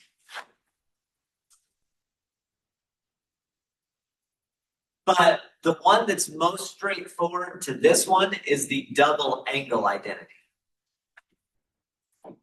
If you look at that first double angle identity, sine of 2x is equal to 2 sine x cosine x. Well, this is the right-hand side of that, 2 sine cosine. So this is going to be the sine of 2 theta is equal to 1/2.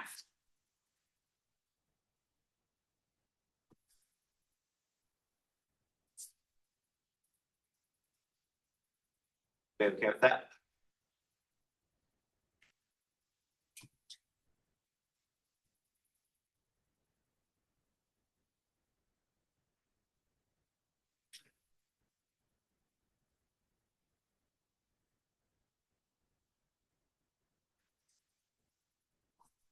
Let me draw a unit circle here. Not associated with that picture anymore.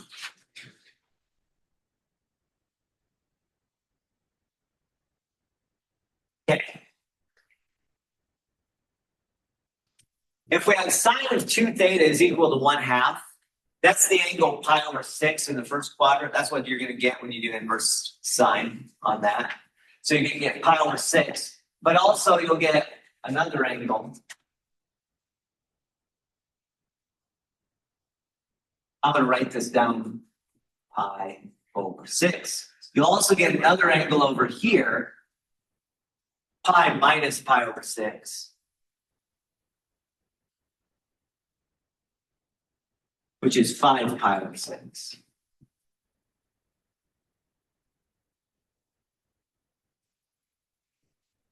Now, here's the tricky part. Those are the 2 angles between 0 and 2 pi.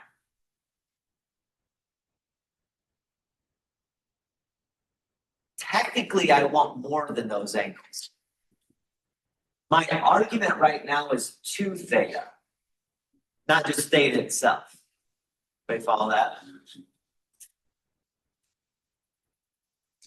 Let me give you this. If my theta is between 0 and 2 pi, then 2 theta has to be between 0 and 4 pi.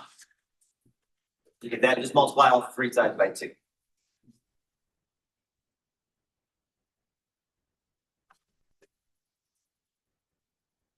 There's going to be another angle here where I add 2 pi to pi over 6. And I get back to the same coterminal angle. There's going to be another angle here where I add 2 pi, get back to 5 pi over 6. It's going to be coterminal. You okay with that? Just add 2 pi, that's 13 pi over 6. 2 is 12 over 6, so I'm just adding 12 over 6. Add another 12 over 6 to this one. We get 17 pi over 6. And those are 4 angles.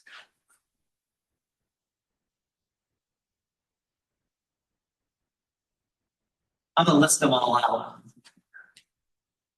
I'll list them out in order. Pi over 6. 5 pi over 6. Then I add 2 pi there. 13 pi over 6. Add 2 pi to this one. 17 pi over 6.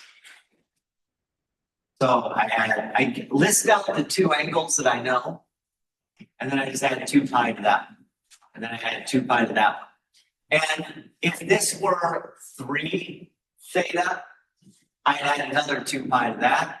And add another 2 pi to that. Okay. So I just keep adding 2 pi's until I wanted to stop.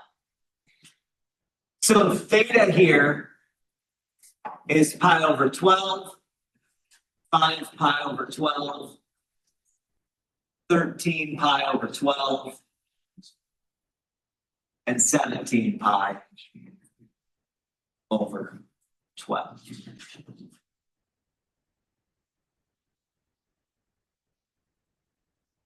Those are the 4 angles between 0 and 2 pi, which make this equation true.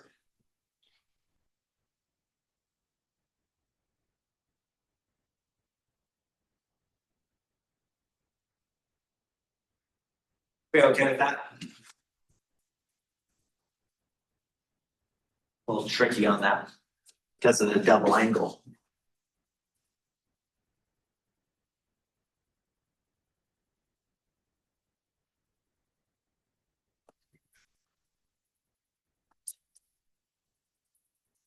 Here's another kind of weird one that you could encounter.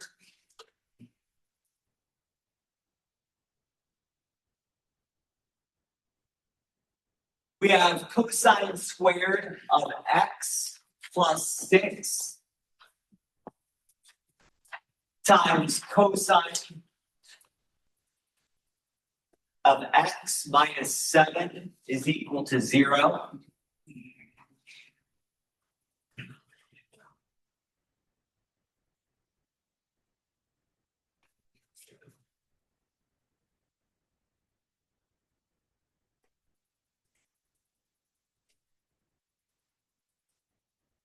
And we want to solve that for all angles between 0 and 2 pi.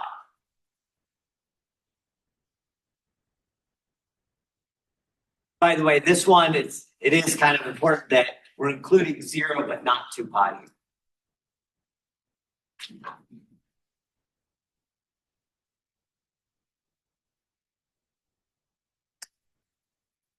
Anybody know what I'm going to do just by looking at that? This is written in a way that's supposed to prompt you to see something. You want to add 7? Let's say this. Let's say I had a squared plus 6a minus 7 equals 0. How would I solve that equation? Factor. So we start by factoring using the variable of cosine. Does that make sense? Cosine of x. And then we'll go a step further once we get to the next position. But factors of -7 that add up to 6 are +7 and -1. So this is like cosine of x plus 7 times cosine of x minus 1 is equal to 0. Just like when we solved quadratics, we can set the first piece equal to 0, cosine of x plus 7 equals 0. And then we can set the second piece equal to 0. Cosine of x minus 1 is equal to 0.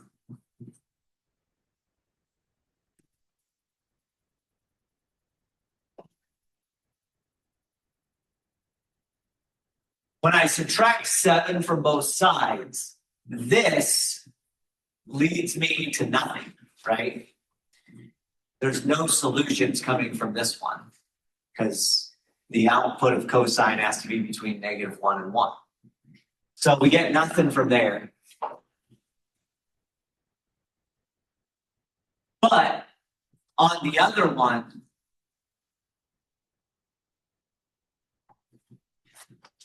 I have cosine of x is equal to 1. This is one of those unit circle ones that's easiest to deal with, or you can use your calculator. Doesn't matter. Inverse cosine of 1 should give me a 0.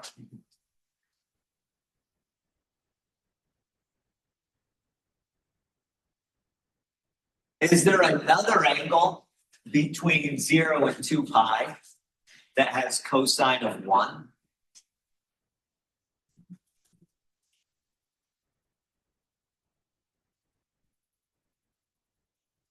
The answer is no. Cosine is the x value. So the angle of 0 leaves us here. There's nothing I can flip across the x-axis. Nothing I can flip across the x-axis here. Because it's on the x-axis.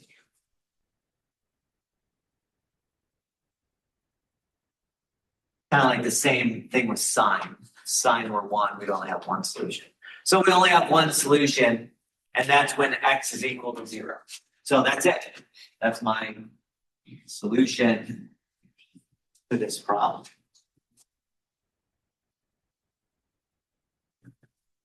If I could include 2 pi, I could go all the way around and add 2 pi. So 2 pi would also be a solution, 4 pi would be a solution, 6 pi would be a solution, 8 pi would be a solution, because you can just add 2 pi over and over and over again. But for a limited between 0 and 2 pi, then 0 is my only answer.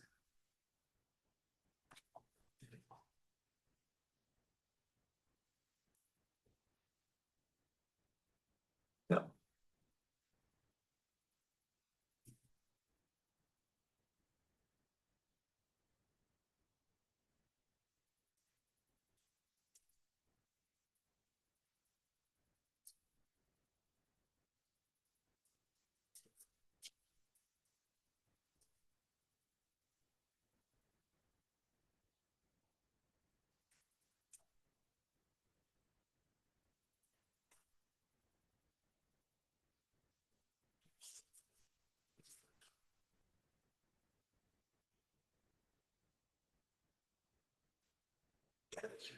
All right. Here we have 3 sine of x minus 2 is equal to cosine squared. This is 1. I'll start it out, and then I probably won't get through the whole thing today, but that's fine. You'll get the idea, right? So with this one,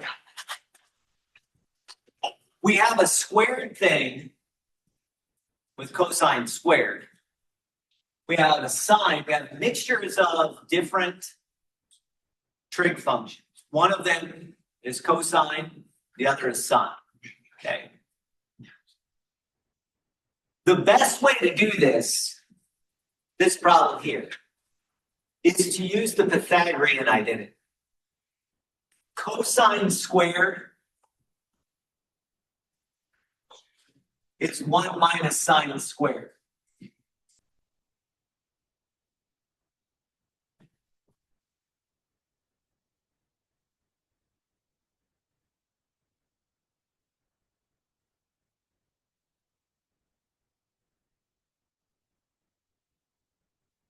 Now notice that this kind of pairs with what we had earlier. Kind of pairs with what we had earlier. We have a quadratic with variable sine of x, if that makes sense. We're gonna have to rewrite this so it looks like a quadratic in standard form. So a quadratic equation, add sine squared to both sides. And then I'd have to subtract 1 as well. So I'd subtract 1. And this stuff right there. And then I'd add sine squared to both sides.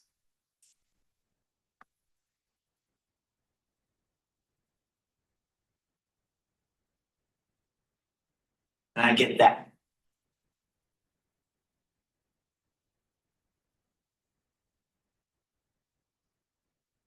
Anybody know factors of -3 that add to give me a +3? Or negative, or no?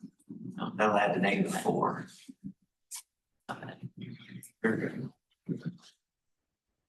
The answer is there are none. Okay. And so what you'd have to do is you'd have to say, well, that means I gotta solve this quadratic using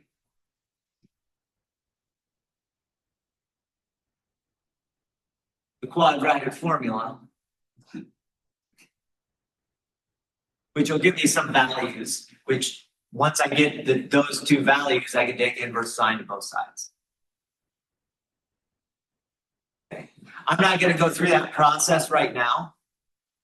We can do that next time if you want, but you can see what's going to happen. We're going to get sine of x is equal to 2 numbers. One of those equations won't have a solution because the number will be above or below 1 to -1 range. And then the other one will have solutions and you just do inverse sine on those others. Okay. Does that make sense? So this one, we used Pythagorean identity plus what we know about solving quadratics. And so we mashed a lot of different tools into this one problem. Okay. All right, next time we'll do chapter 8, 8.1, 8.2, solving triangles with law of sines, law of cosines. I might finish this example up. This is the toughest example we have, so it's straightforward. You should be able to do all of the homework all through section 7.5 right now. Okay. There's no new problems. All right, other than that, I'll see you next time. Let's see.